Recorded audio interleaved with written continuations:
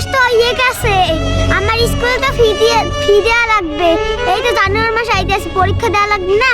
আরে এদিনকে না ফিস দিলাম, খালি বছর না যাইতে ফিস ফিস ফিস। কেবল গরুর ঘাস খাইতে আনছি, কামলা দিতে আসি ওই বেটার। চাচাই কইছে ঘাস টাস দিয়ে আইলে গরু বেচা তারপরে আমারে বেতন দিব। এত খালি তোকে ফিস দেওয়ান লাগে, আজকে এটার ফিস, কালকে কলম, কালকে খাতা। আমার আর ভাল লাগে না, একলা মানুষ কি করবো, ঠিক মতো এখন কিছু খাই না। এই সকালে একটা বিস্কুট খেয়ে বাইরে ভাইয়ের ভাড়া মারতেছি, ভাইয়ের রেডি নিয়ে পৌঁছায় দিলে কয়টা টাকা দিব, দিলে তোকে চাল ডাইল আটা তোর পরীক্ষার ফিস সব দিমু আমি, ঠিক আছে? এত কথা বুঝি না, আমার টাকা দাও, নাহলে স্যার মারবে আমারে, নাহলে বকতে দেবে না। যারে মাজা মাস্টারে বুঝে কই পেলে আব্বাই কোনো কাম কাজ পায় না, একজনের একটা খেপ পাইছে, এটা পাইলে টাকাটা দিলে পরে ফিস দিব আগামী সপ্তাহ। আয়েন ভাই আয়েন ল।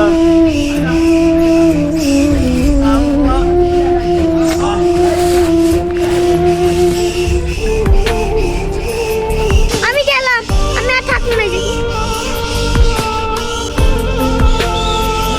কত গাছ ঢুকাইছে, ধর্মের গাছ ঢুকাই